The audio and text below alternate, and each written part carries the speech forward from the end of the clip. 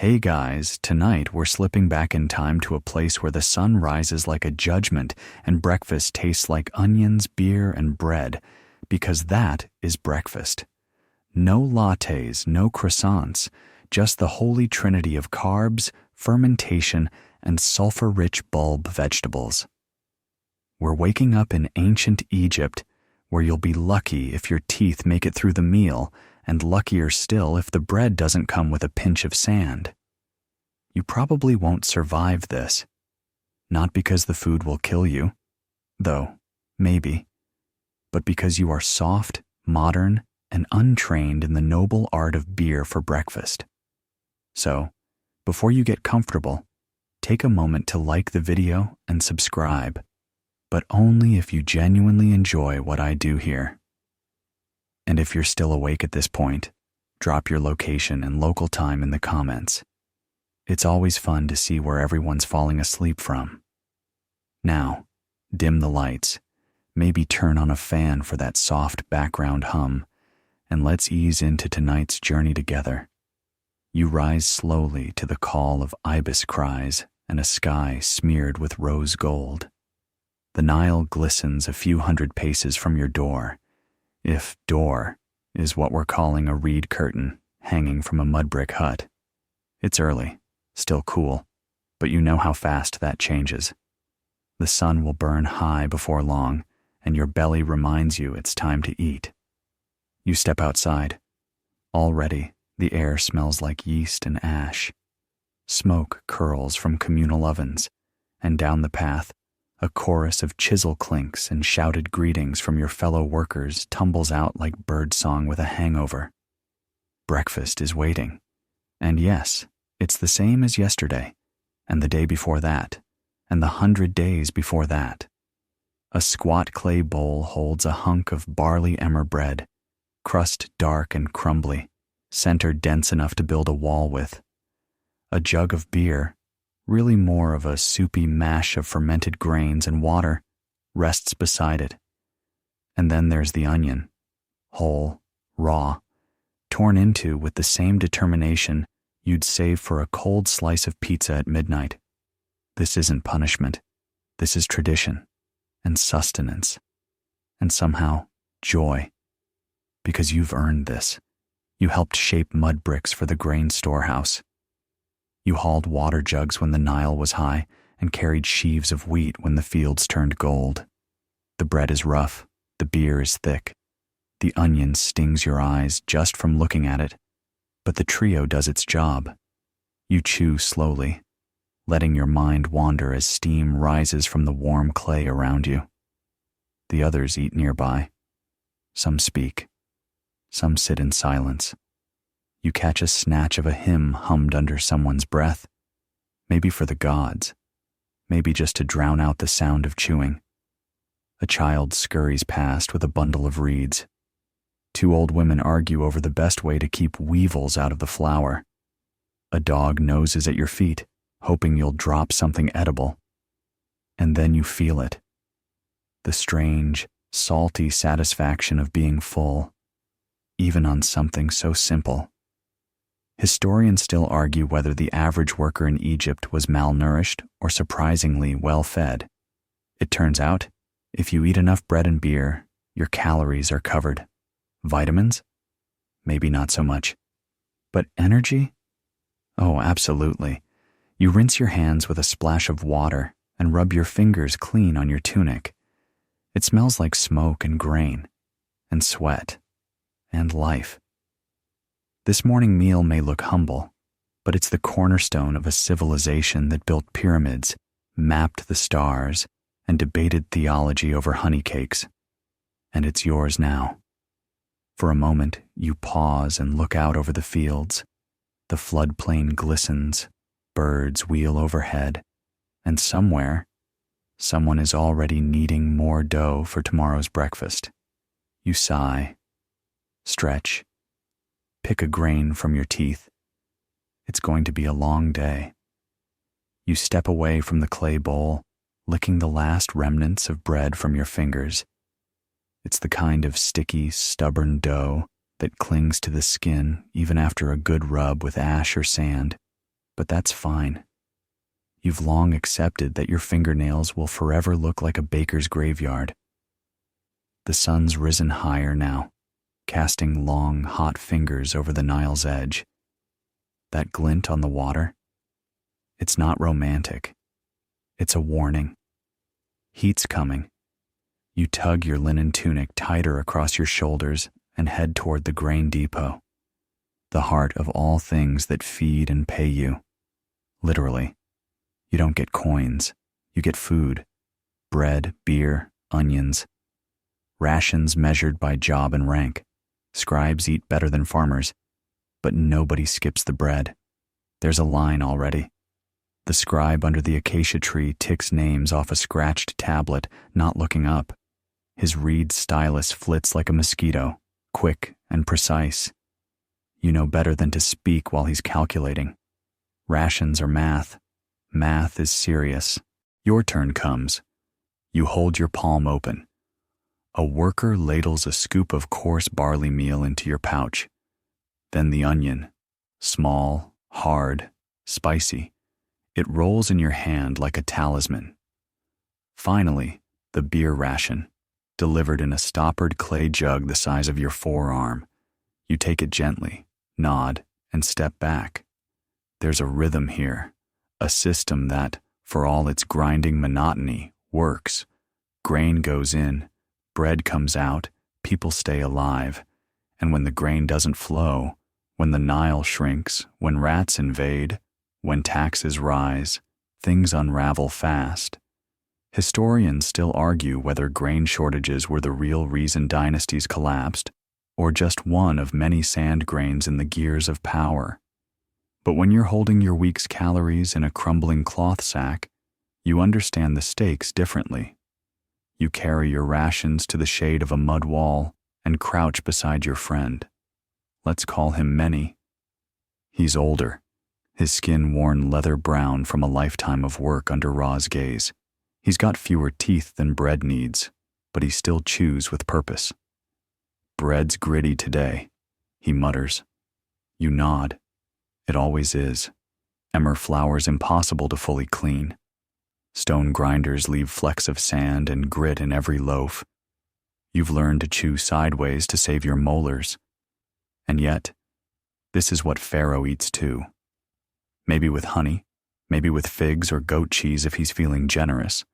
But the base is the same. Bread, beer, onion, a food pyramid before they invented food pyramids. You lean back, sipping your beer. It's flat, warm, sour, like someone fermented soup and dared you to enjoy it. But it's also packed with energy, and it keeps you hydrated better than plain water. Water spoils, beer bubbles, even if those bubbles are mostly imaginary. The wind picks up. Dust settles in your jug. You sip anyway. You hear a clatter. Many's clay cup tips. That's the 4th this month, he grumbles, picking up the shards. They don't make 'em like they used to. You both laugh, because that's the kind of joke people have made since the Old Kingdom.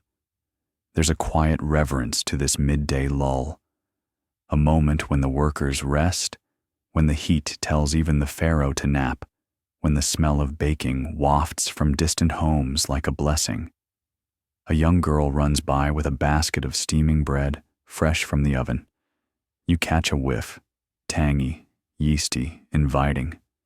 Still warm, Many says wistfully. That's living. You ask if he remembers when they added wild garlic to the dough. He groans. My breath killed mosquitoes for days. You grin. It's a simple life. Hard, repetitive, often backbreaking. But there's something anchoring about the sameness of it, something timeless. You wake, you eat, you work, you eat again, you sleep, and all the while, the Nile flows. The bread bakes, the beer ferments, the sun rises, and you, somehow, keep going. You lean back, hands behind your head, the empty onion skin curling beside you like a fallen petal. Tomorrow, Many mutters, we get millet bread. You raise an eyebrow. Better? He shrugs. different. And in this world, different is good enough to look forward to. By the time you haul yourself to your feet, the sun has become a hammer. It presses on your shoulders, your back, the crown of your head. Every breath you take feels like it's been preheated in a clay oven. You trudge toward the edge of the village, where the brick ovens wait like squat guardians of the daily grind, literally. This is where the flour gets milled, where the dough gets kneaded, and where the bread that sustains an entire civilization rises, crackles, and blackens just slightly at the edges. Today, you've been assigned to the mill again. You roll your shoulders, already imagining the grit under your fingernails and the ache in your thighs. The grindstones, massive, circular hunks of basalt, rest on low platforms, each paired with a second person. Your job? Pour the emmer wheat slowly and steadily as your partner turns the top stone in an endless, muscle-burning spiral. You kneel beside your partner, a young woman named Seti who has arms like woven rope and a patience that would shame a scribe. She nods once and starts turning. You pour. Grain goes in. Flour comes out. Kind of. You glance down at the powdery mess. It's coarser than modern flour, speckled with the telltale grit of ground stone. You'll feel it later, between your teeth, under your tongue, maybe even in your dreams. Seti pauses to swipe the sweat from her brow with a forearm streaked in flour. They say Pharaoh's flour is sifted 7 times, she mutters, almost bitterly. You chuckle. They say Pharaoh never farts either. She snorts and keeps grinding. Historians still argue whether laborers were truly slaves in the way we use the term now, or whether they were more like conscripted workers paid in rations and allowed to return home between stints. You don't know the legalities, but you do know the ache in your back is real and the payment is edible, not negotiable. Nearby, an older woman is kneading dough in a wide bowl, her hands rhythmic and sure. She sings as she works, a chant that rises and falls like the Nile, full of repetition and breath. You don't understand every word, but the tone is unmistakable. Gratitude, memory, maybe even magic. Because that's the thing. Bread isn't just food. It's ceremony. It's math. It's a timeline etched in flour. The shape of loaves changes depending on the season. Round, flat, cone-shaped, even molded into forms resembling ducks or gods if someone in the temple kitchen is feeling whimsical. And every step has its place. Wash the grain, soak it, dry it, grind it, sift it, if you're lucky. Mix it with sour beer or date pulp. Knead it, shape it, let it rise. Just a bit, just enough. Then bake it in clay ovens that glow like the sun itself, heating from the inside out. You've watched the bakers twist the dough into little spirals, scoring the tops with a sharpened reed. You've seen them press sesame or coriander into the surface when the harvest was generous. You've smelled the scent of fresh bread wafting through a temple kitchen, sweet and alive. And then there are the disasters, the half-burned lumps, the loaves that cracked or collapsed or got dropped in the ashes. Bread doesn't always cooperate, like cats or nobles. Once you found a beetle baked into the bottom of a loaf. You picked it out and ate the bread anyway. Waste is not an option when the Nile misbehaves and grain is taxed like it's gold. You finish your flour shift with flour up to your elbows and an arm cramp you won't forget until nightfall. You stretch your fingers, dust them off on your tunic, and move to help with shaping. The dough is warm. It gives under your hands like a friendly animal. You press and fold, tuck and pinch, your movements slow but certain. Next to you, Seti hums again. "Want to know a secret?" she says. You raise an eyebrow. "I sometimes bake extra, hide the loaves under my tunic and slip them to the kids behind the market." You glance around. "That's brave." She shrugs. "Or stupid." but she smiles anyway. You slide the last loaf onto a flat wooden paddle and hand it to the oven minder. He nods once and leans forward, his face glowing orange from the heat as he slips it inside. A few feet away, a small boy watches wide-eyed. "First bake?" you ask. He nods. You gesture for him to sit beside you and hand him a scrap of raw dough. He squishes it in his hands like clay, delighted. "Careful," you warn. "If you fall in love with this stuff, you'll never leave the kitchen." He grins. You watch as the bread rises, browns, cracks. The world smells better now. The bread is still warm when it hits your hands. Steam lifts from the cracked top like incense from a temple bowl. You cradle the loaf like it's something sacred, which, to be fair, it kind of is. Not just because it's food, but because it represents time, labor, fire, and trust. A full day's effort captured in crust. You tear off a chunk and pass the rest to the boy beside you. He takes it with reverence, then promptly burns his fingers and yelps. You both laugh. He blows on the loaf like it might cool faster if he whistles at it. As you chew, the texture is everything you expected. Dense, chewy, gritty. You feel the grain against your molars. You taste the slight tang from the fermentation. You crunch a seed.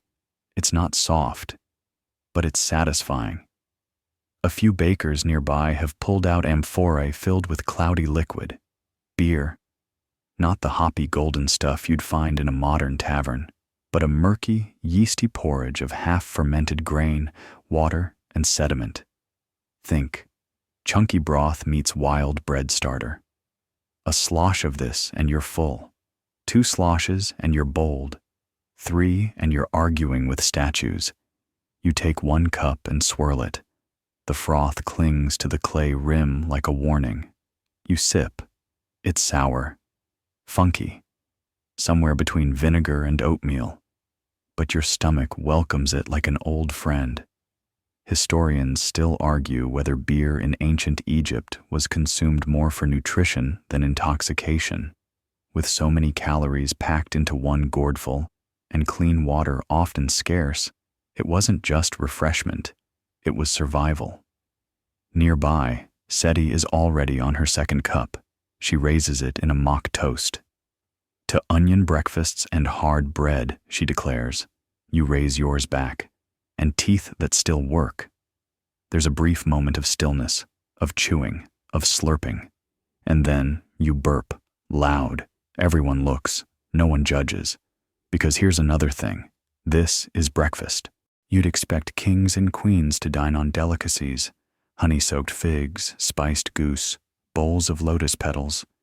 But the truth is, pharaohs and farmers shared more than a godlike sun above them. They shared a breakfast table, at least in spirit. Bread, beer, and onions. Yes, onions. You walk over to the vegetable crate and grab one. Small, white, pungent. You bite it raw. It bites back. Your eyes water. Your nose tingles. But you chew. In ancient Egypt, onions weren't garnish. They were fundamental. Eaten raw, cooked or dried, stuffed into stews, pressed into oil, offered to the dead. They symbolized eternity, thanks to their endless layers.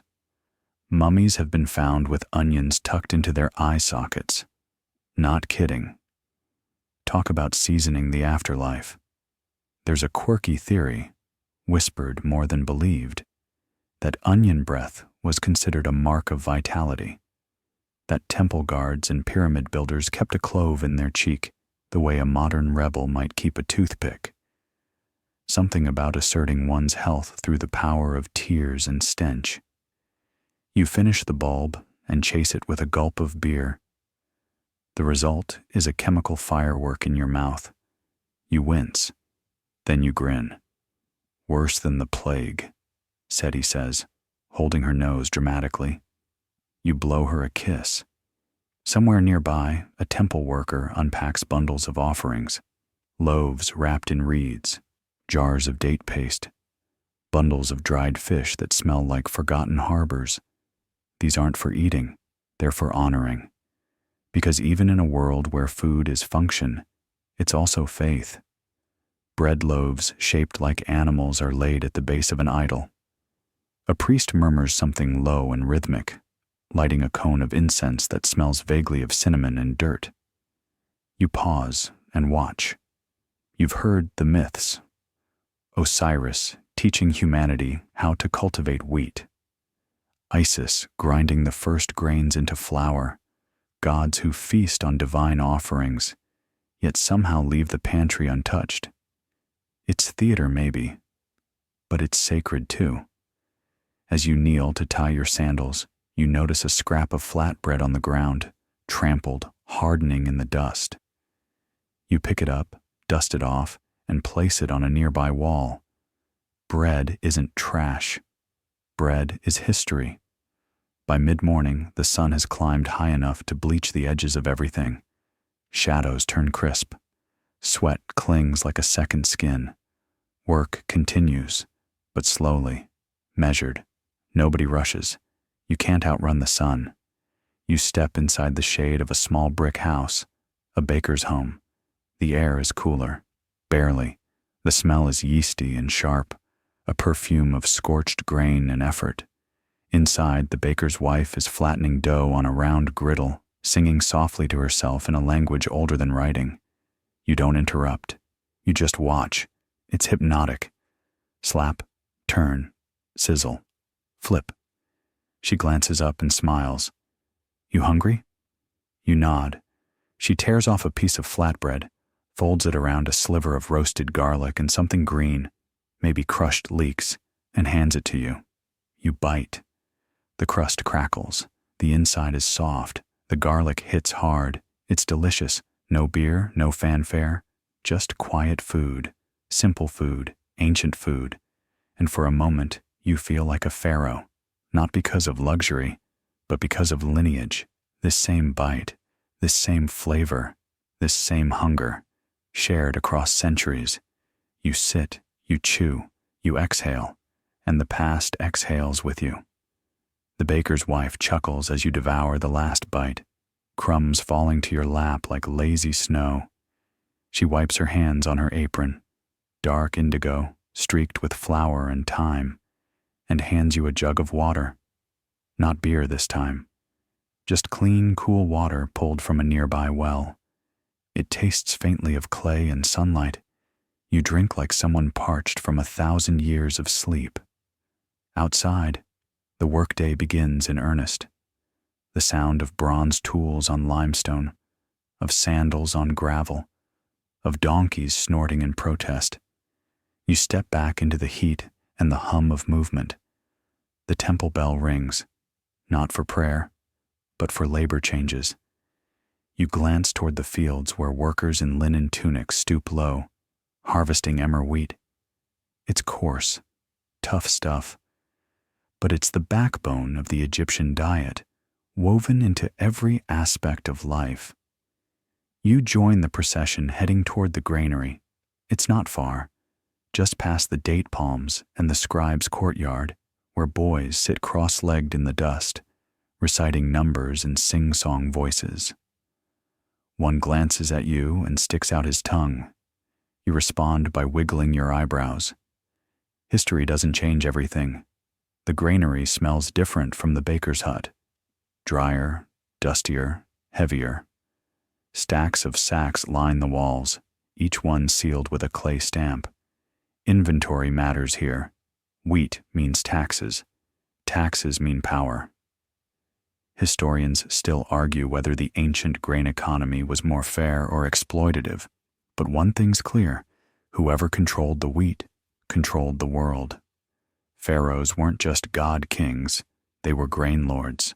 A record keeper in a linen headdress waves you over. He's thin as a papyrus scroll and squints as though deciphering your existence. Delivery? He asks. Curiosity, you reply. He smirks. Dangerous thing. He walks you through the ledger. Columns of glyphs tracking sacks, measures, losses to rats, tribute to temples. He explains how every farmer owed a portion of their harvest, how granary scribes were both feared and loathed. A bad count meant hunger. A wrong one meant punishment. You trace your fingers along one sack.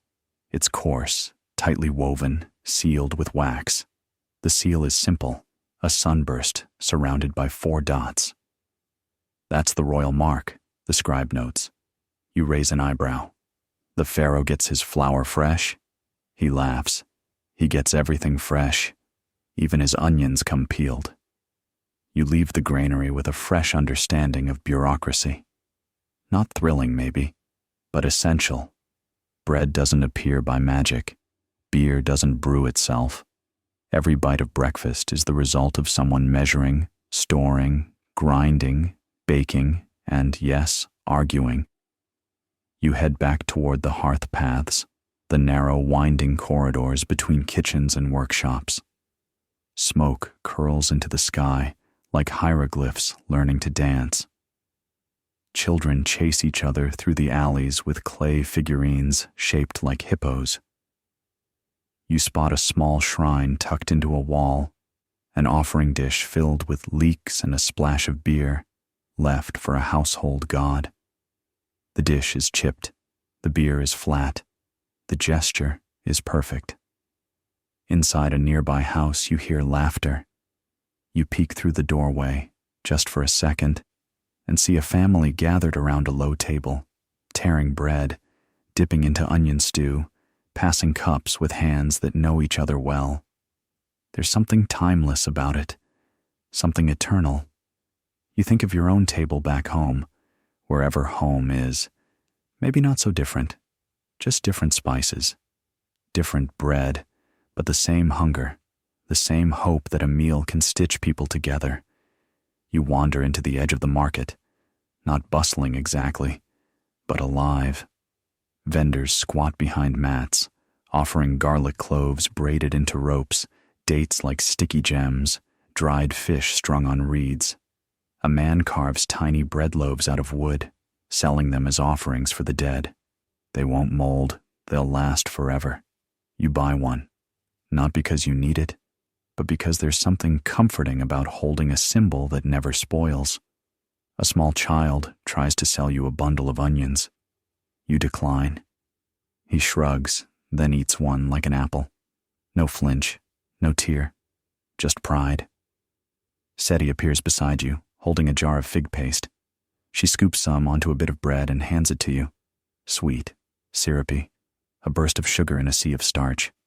Luxury, she says, licking her fingers. You nod, and for a moment, under this relentless sun, with your stomach full and your sandals dusty, you feel like royalty. Not because of gold, not because of titles, but because of flavor, because of shared food, because of history still warm in your mouth. You walk back toward the edge of the city where workers are repairing a crumbling wall. They stack mud bricks with practiced rhythm. Slap, stack, press, move. It's hypnotic. You ask one what fuels him. Bread, he says. Beer, onions. Then he grins. And spite. You laugh. Because same. He offers you a seat. You decline. But he presses a small loaf into your hand anyway. Still warm. Still breathing steam. It smells like effort. Like memory. You thank him. You don't eat it right away. You just hold it. Because sometimes bread isn't just food. It's proof that someone worked, that someone cared, that someone survived. The next morning, you wake with crumbs still on your shirt and the smell of fig paste lingering on your fingertips. There's something undeniably decadent about starting your day not with a to-do list, but with the memory of someone else's bread. You stretch beneath a linen canopy, the air already warm, already humming with movement. The city of the Nile doesn't wait for stragglers, not even those enjoying the luxury of time travel. Your feet hit the stone floor, smooth and cool, and you shuffle toward the communal hearth where early risers are already at it. Seti waves you over. She's grinding something new this morning. Not emmer or barley, but lupin beans. You've never tasted them before, but the smell is somewhere between nutty and bitter, like a secret trying to decide if it wants to be delicious. She explains, for the priests. Sacred snack. You raise an eyebrow. Beans are holy now? She grins. Everything's holy if someone blesses it hard enough. You laugh, but there's truth in it. Food in ancient Egypt isn't just sustenance, it's symbolism. Bread was shaped like animals for offerings. Onions, stacked in layers, represented eternity. Garlic was rubbed on tomb walls to repel evil. Even beer had its sacred version, brewed for the gods and their slightly tipsy festivals. Historians still argue whether the daily bread eaten by laborers was the same as that offered to deities. Some say yes, others argue there were secret divine recipes handed down through temple cooks. But whether mortal or divine, one thing's clear. Food was more than fuel. It was belief. You help Seti shape the lupin paste into small, golden brown patties. She roasts them on flat stones beside the fire, flipping them with a carved wooden spatula that's been used by her grandmother's grandmother. The oil used is from radish seeds, harsh, peppery, but efficient. You cough once, dramatically. She smacks your arm, gently. A priest arrives in a clean linen robe, smelling of myrrh and heat. He nods his thanks, accepts the offering without speaking, and slips a small token onto the hearth, a charm shaped like a lotus. Seti pockets it like it's no big deal. You lean close. What's that for? Luck, she says, or memory. You want to ask what she means, but she's already moved on, handing you a bowl of boiled lentils thickened with yesterday's grain and sprinkled with, surprise, a shredded scallion. Flavor, she says. You eat it all, quietly. Outside, the streets are alive with a steady pulse. Vendors shout greetings. Musicians pluck harps for coin. A camel passes by carrying sacks of onions. Not treasure, not incense, just onions. In ancient Egypt, that was basically treasure anyway. You follow the camel through the market and into the temple quarter, where food and faith blur. An offering procession is underway. Priests in colored sashes carry trays of fruits, bread, and jugs of beer toward the sanctuary. You tag along, curious. Inside the temple, the air is different. Cooler, darker, laced with incense and something older. Statues loom in the corners, eyes lined in kohl, expressions unreadable. The offerings are laid at the feet of a god whose name you can't pronounce but whose presence you definitely feel. The priests chant. The food waits. You wonder, will the god eat? Will someone? Eventually, a servant collects the trays. The food won't go to waste. Nothing does. After the gods are fed, the leftovers, called divine remainders, go to the temple workers. Sacred seconds. You trail behind as the servant carries the trays to a side chamber. There, workers gather to share the bounty. You're invited in. No ceremony, no questions, just bread. Again, always bread. And something new. Fermented fish paste. It smells like a sock that lost a fight with time. You gag. Seti, who apparently followed you, snickers. We use it for flavor, and to clear out anyone who doesn't belong. You accept a bite, mostly out of pride.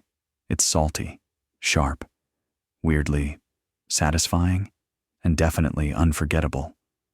You wash it down with watered beer and stare at the cracked mural above the doorway, an image of a pharaoh dining with gods, hands outstretched toward a banquet of roasted birds, grapes, honey, and, yes, pyramids of bread.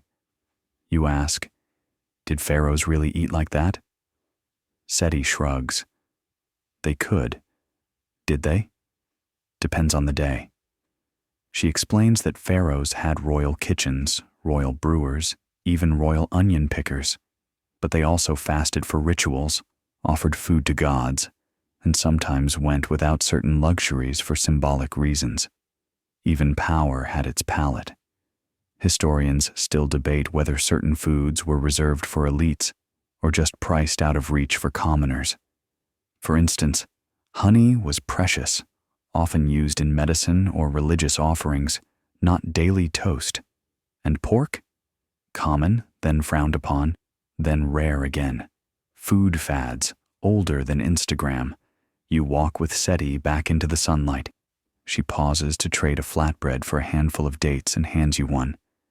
Sweet enough to forget the fish? You nod, mouth full. It is.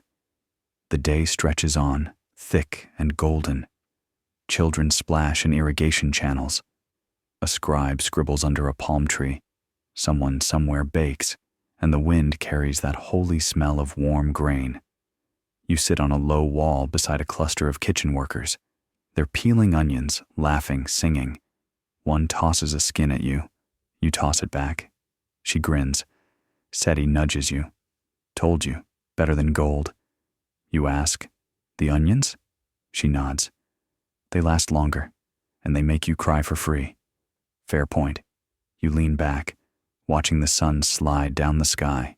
Your belly is full. Your eyes are tired. Your heart feels strangely anchored, like something ancient has wrapped around it and whispered. See? We're not so different. The workers pass you a jar of beer. You drink. It's warm, bitter, honest. And maybe that's all breakfast ever really needed to be. The sun is sliding toward the horizon now, bleeding gold and amber across the Nile like melted copper. You wipe your hands on your tunic and stretch, feeling the light settle into your bones. The market has shifted again. Day traders packing up, evening cooks setting up their fires.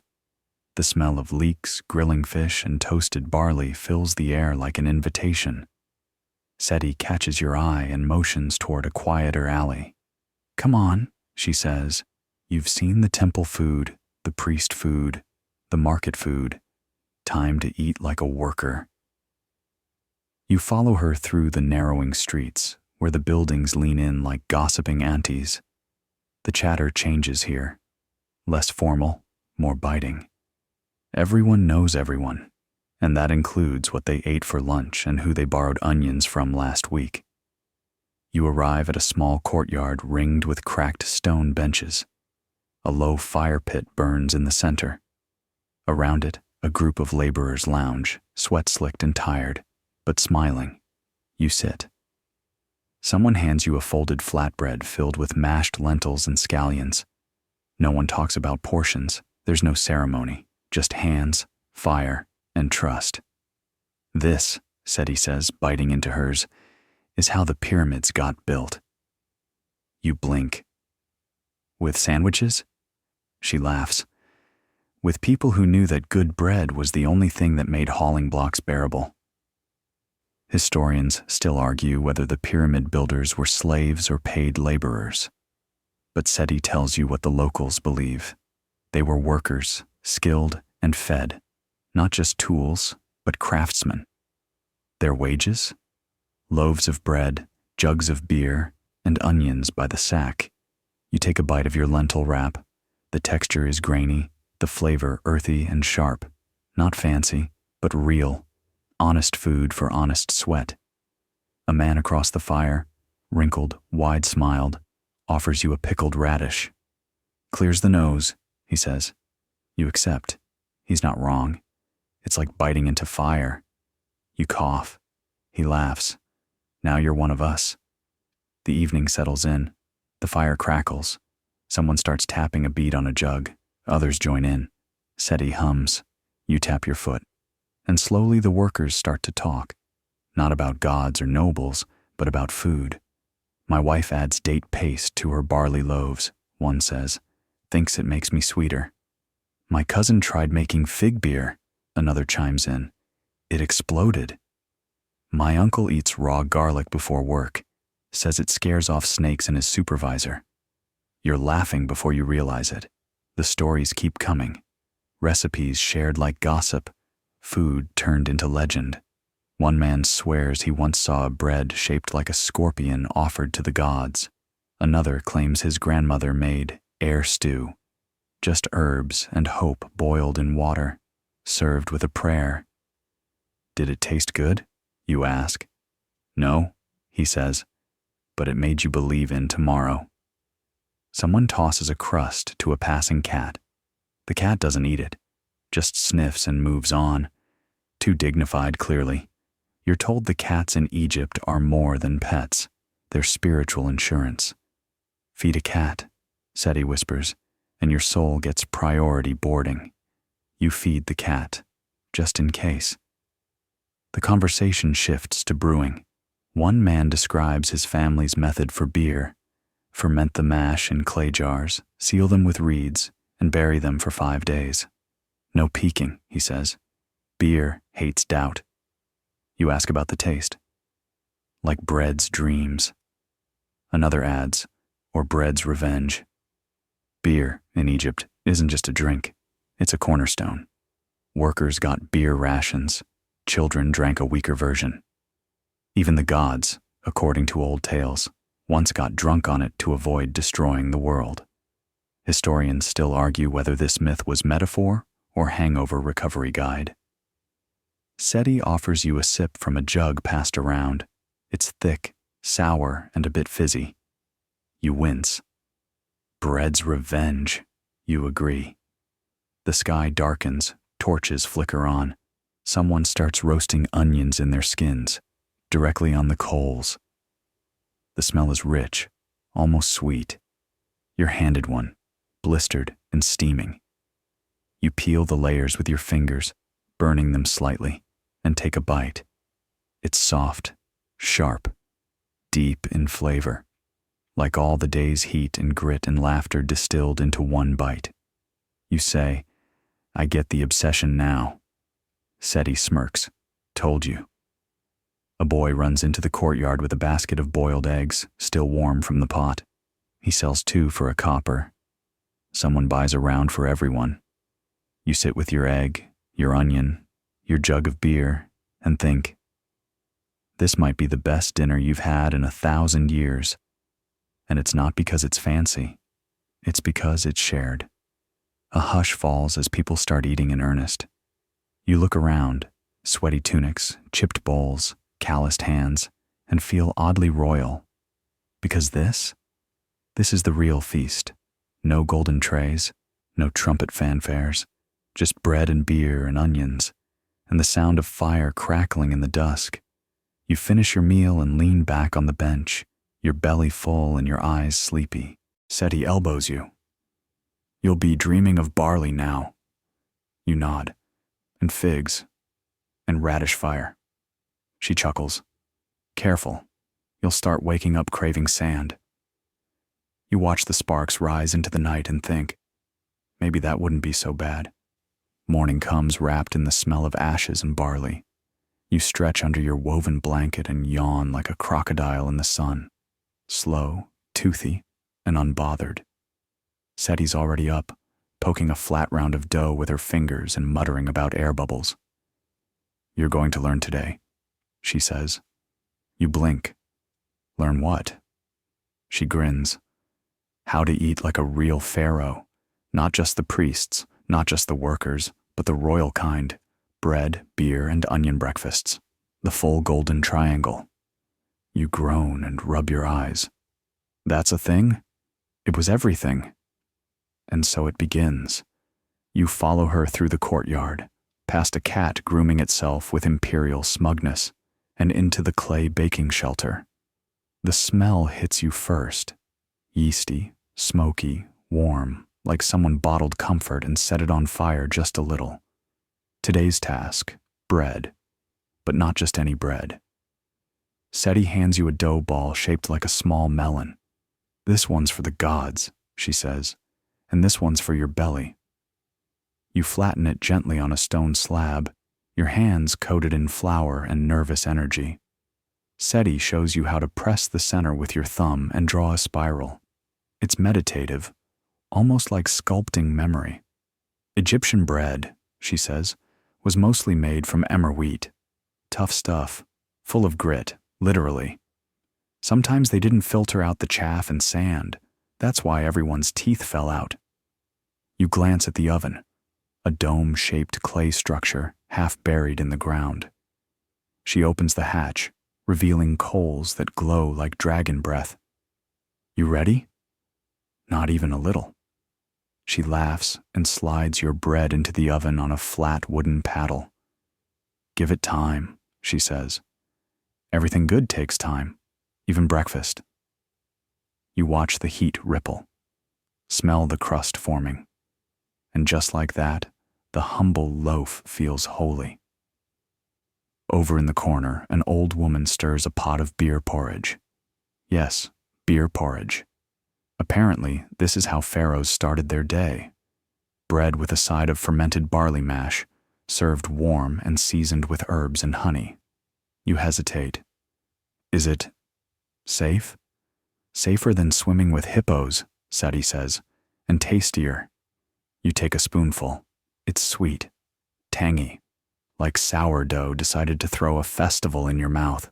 It buzzes faintly on your tongue, enough to feel it, not enough to see the gods. Speaking of gods, Seti adds, they loved beer too. Hathor, goddess of music and love. She once got so tipsy she passed out under a sycamore and forgot she was angry. Historians still argue whether this was mythology or a coded reminder not to drink on an empty stomach.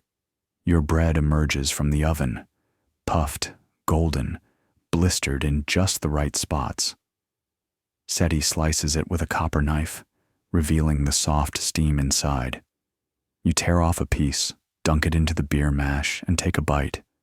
It's good, earthy, alive. You feel like you're chewing on the sunrise. Seti hands you a bowl of pickled onions, their skins glistening with oil and herbs. No pharaoh started the day without these. You pop one in your mouth and immediately understand why. It's bracing, tangy, clears your head like a temple bell. Royal breakfasts weren't about gluttony, Seti says. They were about balance. Bread gave you strength, beer gave you spirit. Onions kept you clean, inside and out. You raise an eyebrow. Clean? They thought onions could chase off illness, evil spirits, bad breath, and annoying cousins. Honestly, they were kind of right. The cat agrees, sneezing in disdain at the vinegar fumes. As the sun climbs higher, the courtyard fills with others, neighbors, cousins, temple workers. Everyone shares from the same bowls. There's no formal seating, no gilded plates. Just laughter, mouthfuls, and greasy fingers. A child offers you a piece of bread shaped like a duck. For luck, she says. You accept it with all the gravity it deserves. Across the courtyard, a man claims his great-grandfather baked bread for Ramses himself. Used honey from bees that only lived in temple walls, he swears. Seti rolls her eyes, and those bees whispered secrets from the gods, I bet. He nods solemnly. Exactly. The stories swirl like steam above hot grain. Bread isn't just food here, it's folklore. One old woman says she knew someone who cooked a loaf so perfect it cracked a priest's tooth. Another says her uncle swore by date paste crusts, offered them to Bastet herself. You hear about ceremonial loaves shaped like cows, fish, and even ears. Yes, ears. So the gods would hear your prayers, someone says. Historians still argue whether these loaves were eaten, burned, or simply admired. But you like the idea of whispering to a bread ear before breakfast. Seti brings you a final treat, a sweet loaf wrapped in fig leaves. Festival food, she says, usually saved for the end of harvest. But today, we're celebrating. You ask, celebrating what? She smiles. The fact that you haven't burned anything. Yet. You unwrap the loaf. The scent is unreal. Sticky figs, roasted nuts, a touch of something floral. You tear off a bite and sigh. This isn't breakfast. This is joy disguised as food. You sit back against the wall, full in all the right ways. The sky is bright, the courtyard buzzing with stories and crumbs. Seti nudges your arm. Now imagine eating like this every day. You grin. I think I'm ready to build a pyramid. She laughs. Let's start with sweeping the courtyard. You groan, but you go anyway. Because even royalty had chores. The broom you're handed is more twig than tool, frayed at the ends, tied with a loop of flax, but Seti insists it has royal lineage. You suspect she's making that up, but you accept your fate and begin sweeping the courtyard. Dust dances lazily in the sunbeams. Somewhere nearby, someone's pounding grain with a stone mortar. Thud, pause, thud, pause, like the heartbeat of the village. You work quietly, methodically, pushing the sand into little piles that the wind immediately tries to reclaim. It feels both pointless and peaceful, a bit like meditation. If meditation involved dodging lizards and chasing runaway fig pits. Seti calls out, "Careful, don't sweep away the goddess." You freeze. What? She points to a tiny beetle inching across your pile. Scarab, sacred. Don't squish it or your bread will never rise again.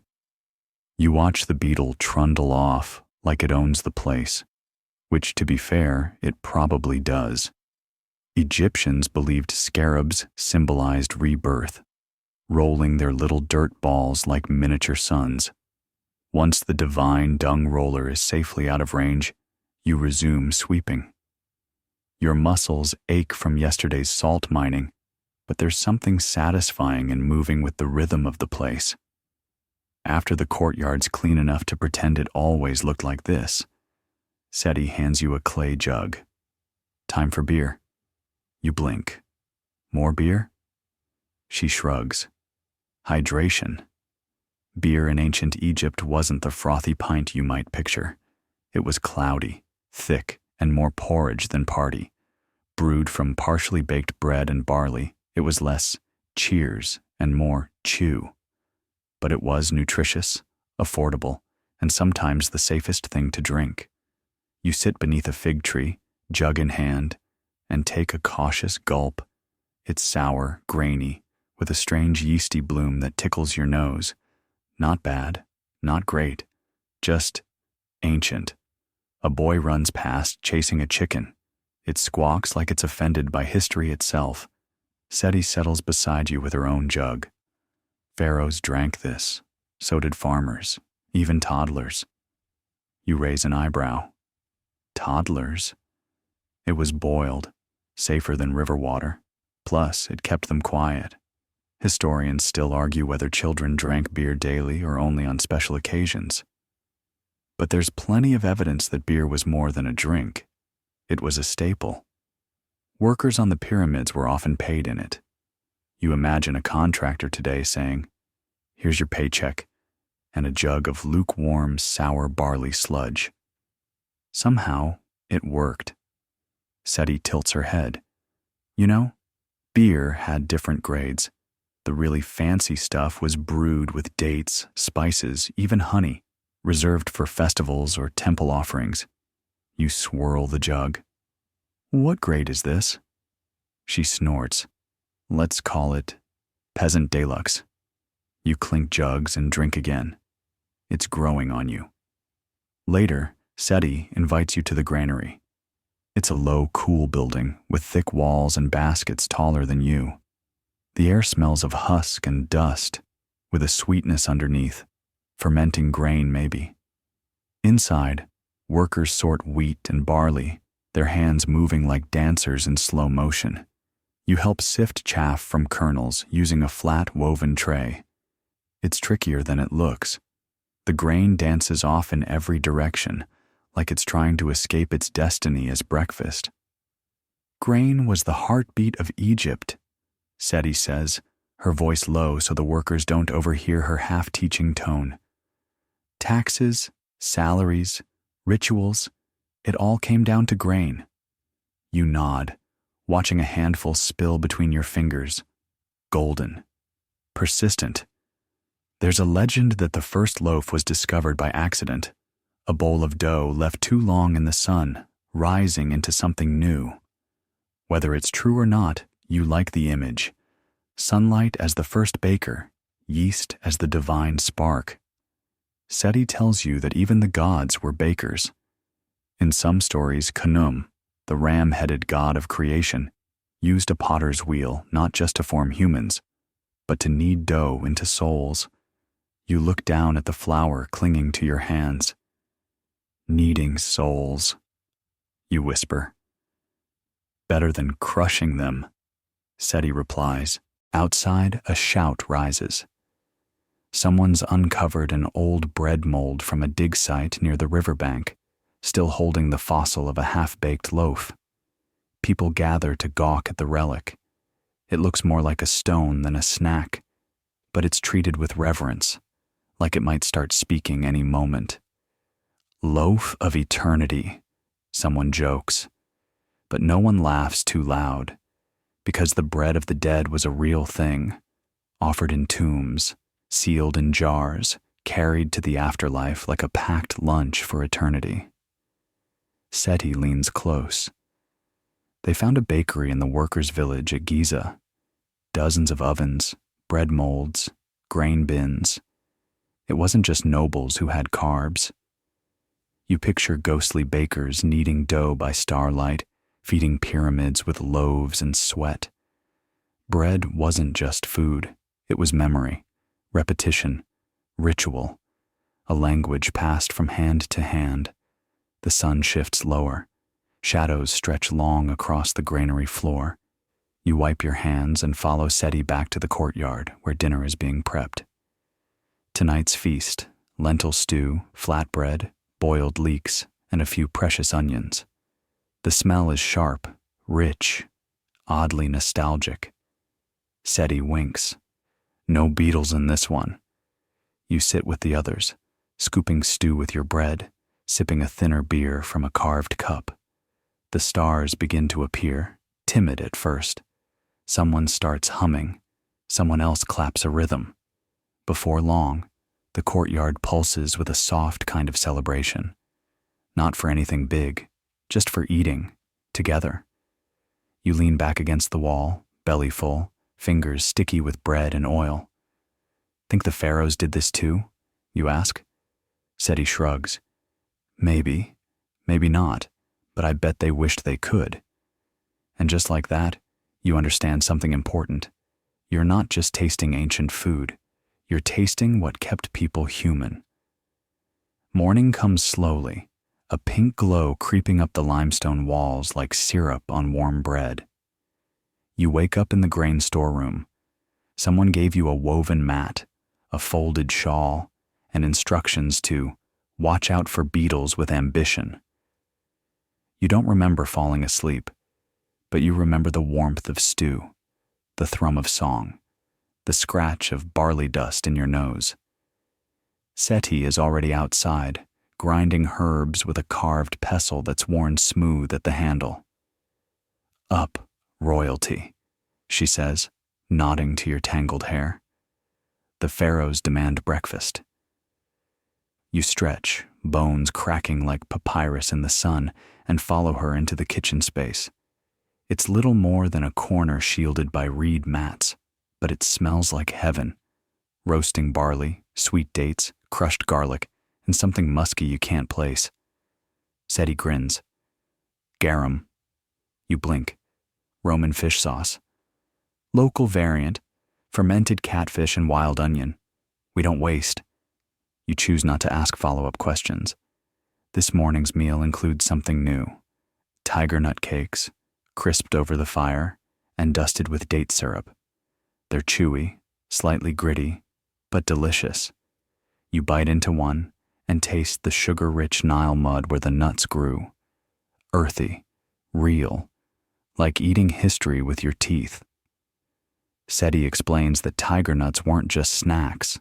They were medicine, aphrodisiacs, even beauty treatments. Inscriptions describe women mashing them with honey and smearing the paste on their faces like divine facials. Historians still argue whether tiger nuts were everyday staples or festival delicacies, but one thing's clear: Egyptians could make magic from mud. As you chew, you hear a shout from down the road. 2 men are hauling a basket the size of a toddler, and from inside, a golden cloud puffs out. "Flour delivery," Seti says, "fresh from the grindstone." You head over, curious. The miller greets you with a dusty smile, flour clinging to his lashes and elbows. He offers you a handful. You rub it between your fingers. It's coarser than supermarket flour, like fine sand laced with chalk. Ancient Egyptian bread wasn't fluffy. It was dense, hearty, full of fiber and grit from the grindstones themselves. Dental plan included, the miller jokes. That part's not entirely a joke. Many mummies show worn teeth, ground down by sand and stone in their daily loaves. Bread filled bellies, but it also filed molars. You help carry the basket to the temple kitchen, where it's tipped into a clay bin and mixed with water, salt, precious, and a smidge of yesterday's starter. Sourdough before it was cool. The dough is left to rise beneath a cloth. The air smells like yeast, sweat, and sun. Seti leans over and whispers, "Want to learn the spell?" You tilt your head. "Spell?" "Bread spell. Everything has a spell." She presses your hands into the warm dough and murmurs a few words in ancient tongue. You don't catch the meaning, but you feel it. A pulse, a shift, like the dough's listening. You whisper the words back, just in case. Later, you visit the temple granaries with a small group. These aren't just storage rooms, they're holy places. Sacred vaults of grain, watched over by priests, guarded like treasure. A young priest explains how the granaries worked. Rotational filling, measuring by volume, not weight, sealing with reeds and wax. Grain isn't food, he says. It's law, it's calendar, it's promise. He shows you a ledger etched into limestone, columns of offerings, debts, yields. Each mark a ripple in the empire's stomach.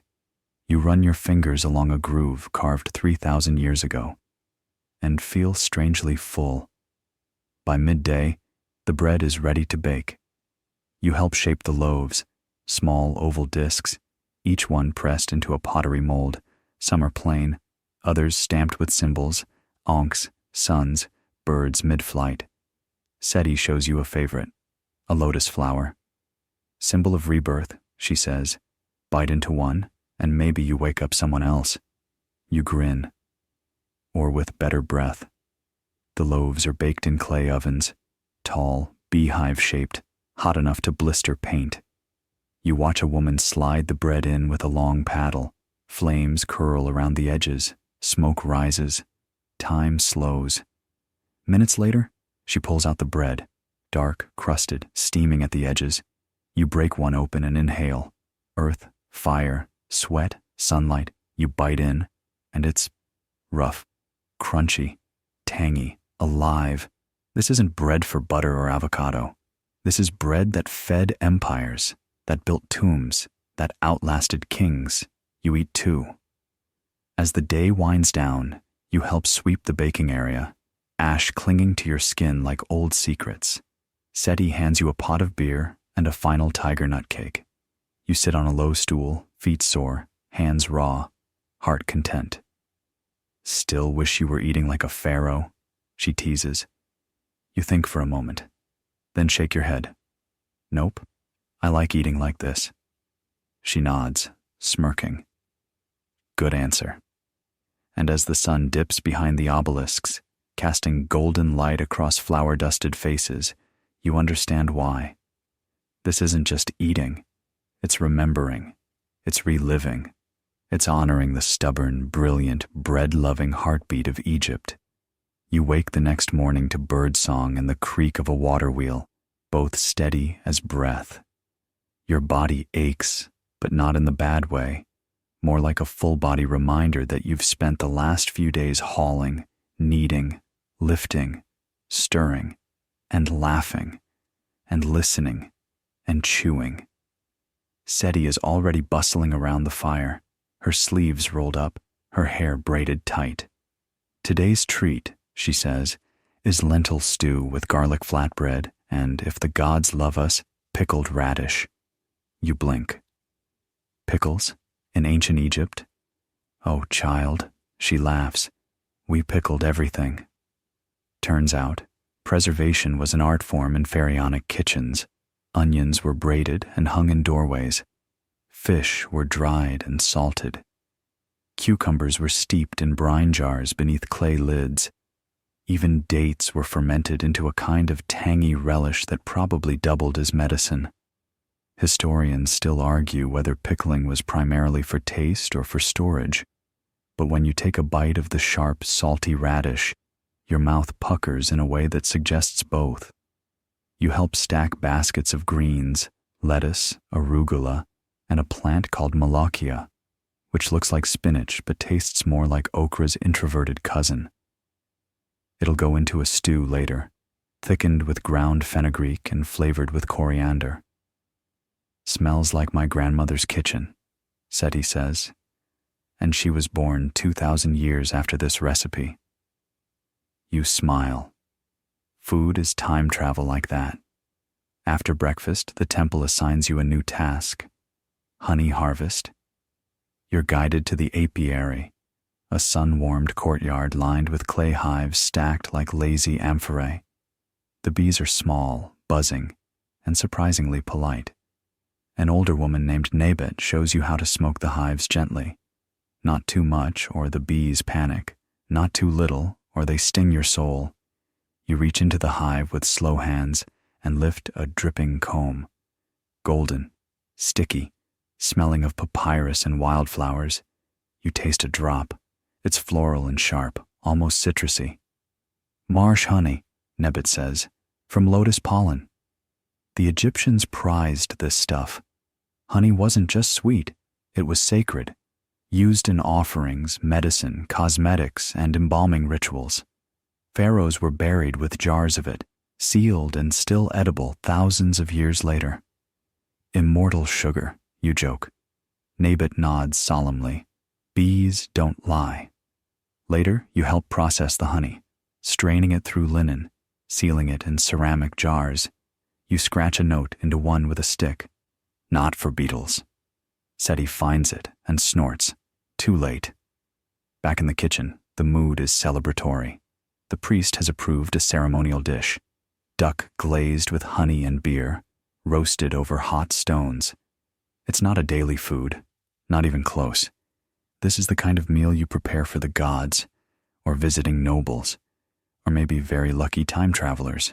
You help stuff the duck with dates, garlic, coriander seed, and minced onion.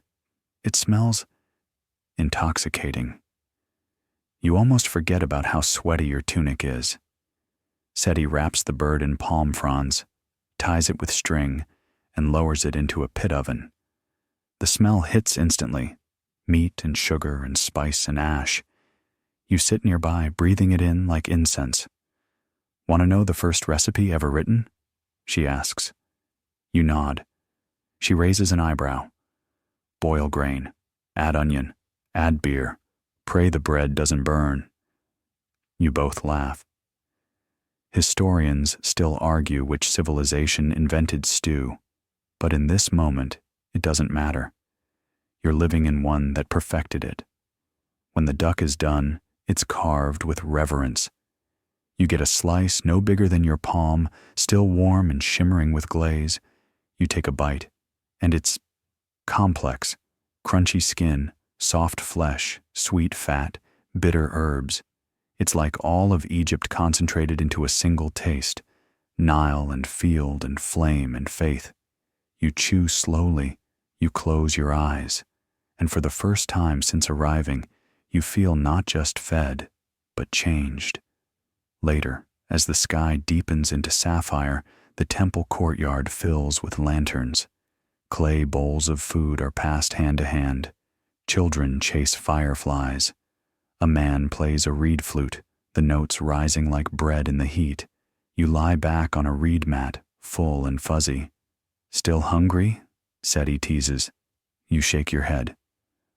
No, you murmur. I'm good. Because this feast, this fullness, this ancient, crackling, honey-smoked peace, this is a different kind of hunger. And it's been met. You wake to the sound of reed flutes and the smell of warm barley. It's not even light out yet, the sky still holding tight to its deep purples and grays, but the temple cooks are already moving. You stretch on your reed mat, arms aching pleasantly from the honey harvest, and squint at Seti, who's cradling a bowl like it's a sacred relic. Morning porridge, she says. Barley, date syrup, and a whisper of cinnamon. You raise an eyebrow.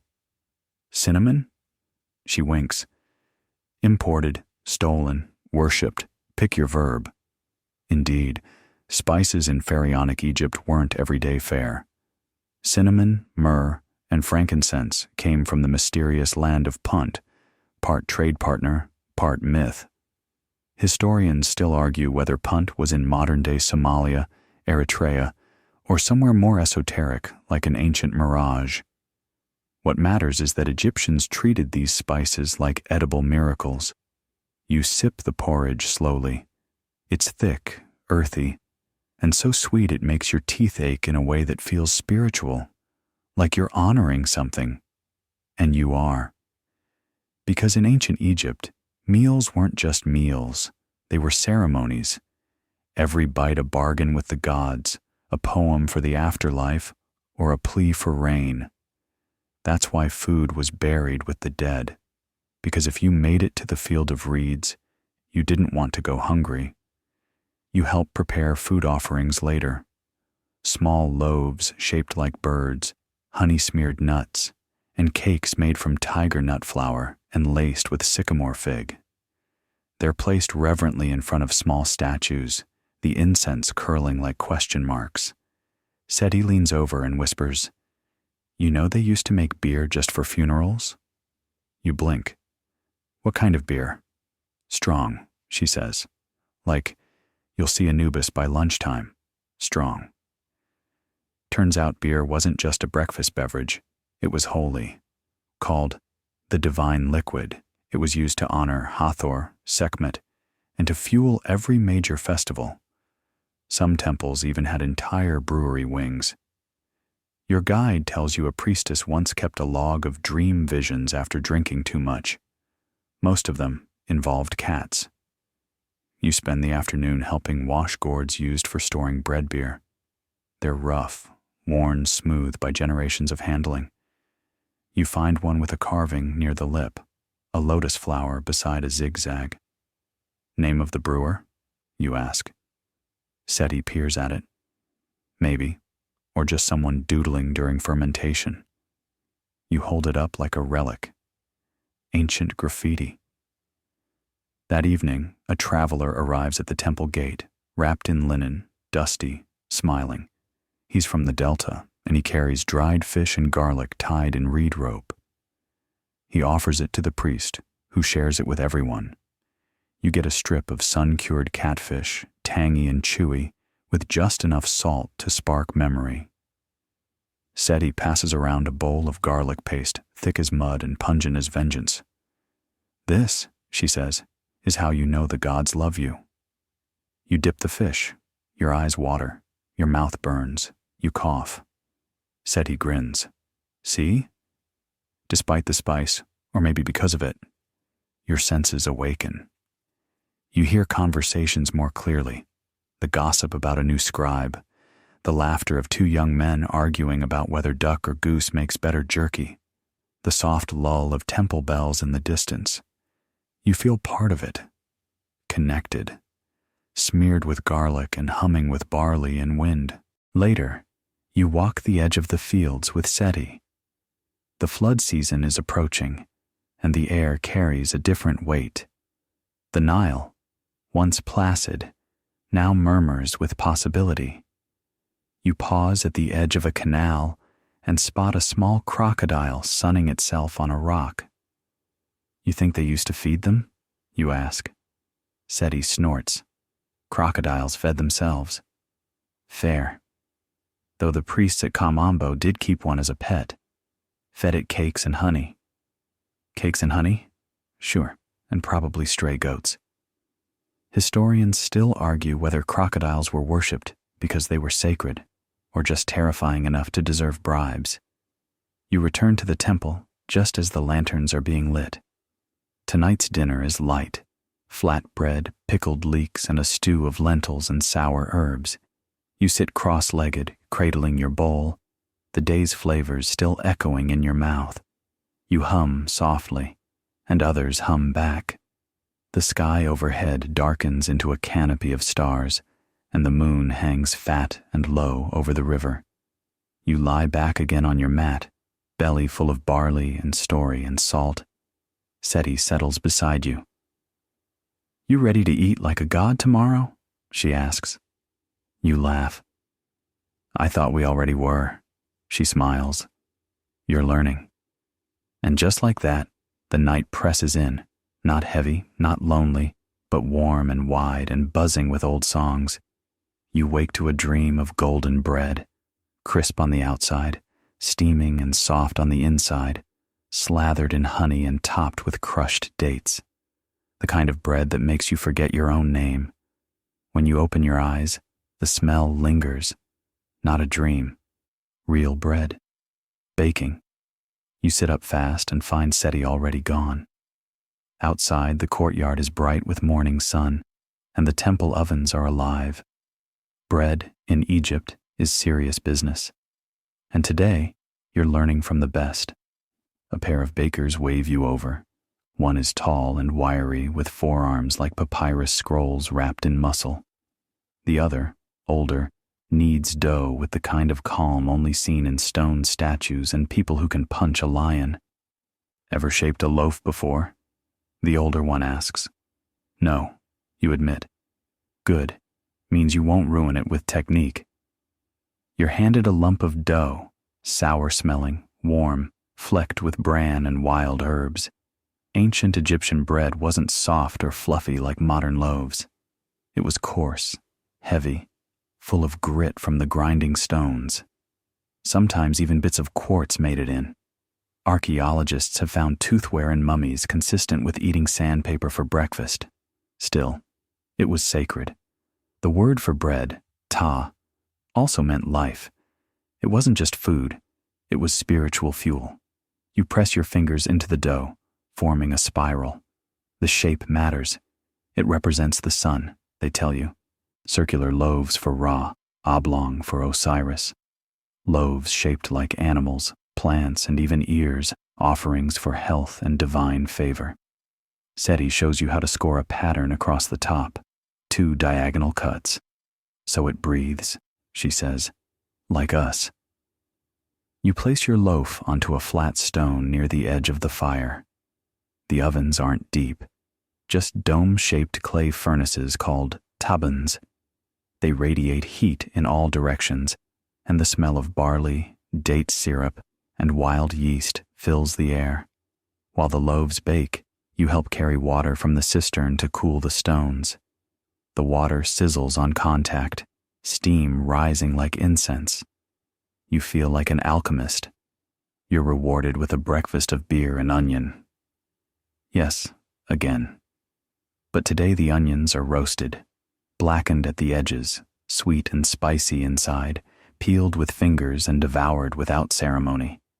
The beer's slightly cooler, too, a fermented barley blend with an almost nutty aftertaste. You sip carefully and realize you like it now. You're turning into one of them. Seti raises her cup. To tooth decay and divine dreams. You clink cups and toast Ra.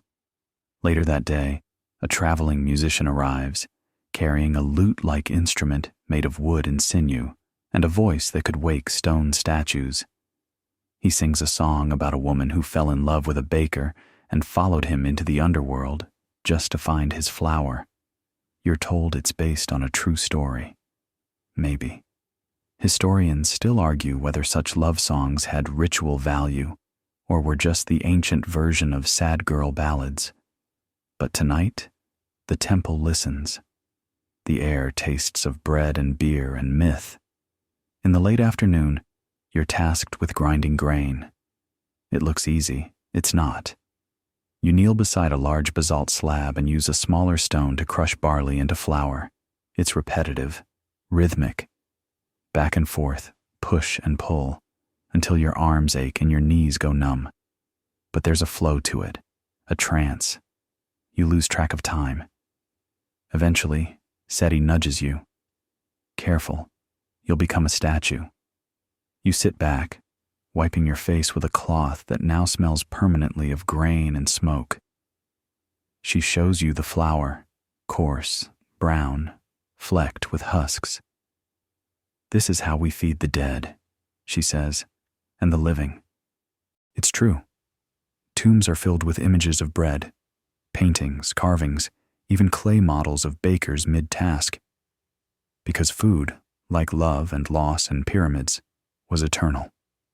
That night, there's a small feast, not for you, for a newly consecrated scribe. He's young, nervous, dressed in fresh linen, and clutching a reed pen like a weapon. The priest blesses his hands, then feeds him 3 bites, bread, beer, and onion, a sacred trio, a scholar's starter pack. You're given a seat among the celebrants. The bread is softer tonight, mixed with honey and poppy seeds. The beer is stronger. Someone mutters, "Festival brew." And the onions have been pickled with coriander and fig vinegar. You eat until your jaw tires, laugh until your chest aches, and drink until the stars seem brighter than before. Later, Seti and the blacksmith's daughter lead a group into the courtyard. Someone has drawn constellations in ash on the ground. You lie among them, arms folded beneath your head, and trace shapes you've never seen before. The falcon, the lotus, the fish with 2 mouths. You hum. Others hum too. No lyrics, just vibration. A people made of story, a sky made of memory. And you? You're full. Of barley, of ash, of bread and beer and burnt onion. And it's enough. You wake with crumbs in your hair and the faint echo of snoring nearby. Someone's fallen asleep on the edge of the courtyard, hugging a ceramic jug like a long-lost friend. The morning is slow to rise, like even the sun partied too hard the night before, but the bread ovens are already glowing.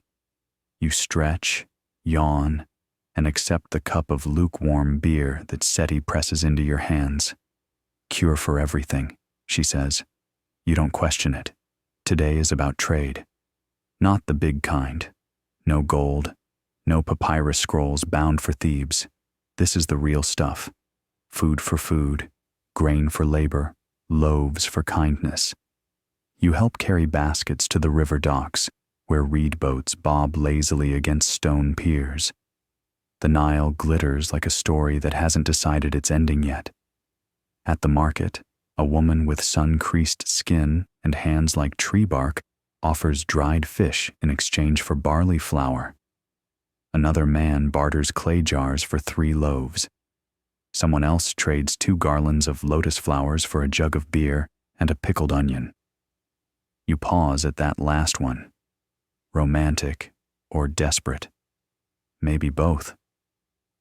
Historians still argue whether market bartering in daily Egyptian life was purely transactional or deeply symbolic, whether bread shared in ritual carried different weight than bread exchanged in commerce. You decide it's both. And also that you might trade someone your sandals for a honey cake right now. As the sun climbs, you help deliver bread to the temple kitchens. The head cook is a terrifying woman named Anipe, who wears her hair in braids so tight they look like battle rope. She grunts at you, eyes your loaf, and nods once. Approval. You'll take it. In the heat of the kitchen, dozens of workers prepare offerings, baskets of figs, platters of fresh onions, carved loaves shaped like birds, fish, lotus blooms, even tiny human figures, everything symbolic, everything edible. You're allowed to shape 1 loaf. You choose a scarab. Seti laughs. Ambitious. It turns out lumpy and kind of tragic looking, but Anipe nods again. It has soul, she says. You beam. That evening, after temple duties wind down, Seti invites you to a quiet corner of the courtyard where a few young initiates are preparing a storytelling circle. The storyteller tonight is old, wrinkled like a raisin, voice like sand. He speaks of gods, of famine, of the time bread turned to dust because a scribe insulted the moon. Everyone listens in rapt silence. You imagine if bread did vanish one day, just stopped existing. You think about how many tomb walls would crumble from confusion alone. He ends with a riddle. What is eaten when sacred, stolen when scarce, and sung about by mouths missing teeth? Everyone says salt. He nods slowly, then adds, or bread.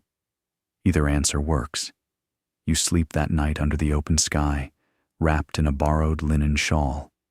You dream of barley stalks rising tall as palm trees, of loaves that float, of onions that whisper your name.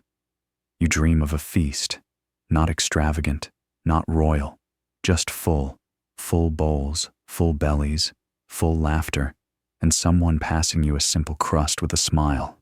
In the dream you say thank you, in Egyptian, and wake up with the word on your tongue. Toda. No one taught you that, but maybe the bread did. The word lingers on your tongue, Toda, as the sun peeks over the edge of the Nile like a nosy neighbor.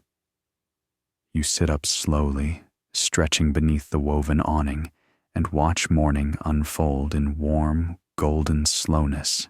Seti's already moving, of course. She's tying bundles of fresh reeds and humming a tune that's equal parts lullaby and work song.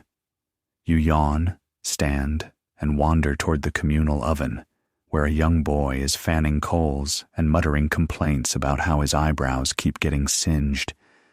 Today, the bread smells different. Sweet. You peer over the shoulder of a baker who's kneading dough with a mixture of dates, sesame, and what looks like crushed fig seeds. Temple festival, he explains. Special offerings, special loaves. You're handed one for tasting. Not a whole loaf, just a bite. It's dense, sticky, fragrant, like everything a breakfast should be and more. And for a second, you wonder why we ever stopped eating like this. Why our modern breakfasts are so beige. Because here, in the land of onions and beer and honey-soaked bread, breakfast is ceremony. It's memory. It's not just food, it's a rhythm, a greeting, a reminder.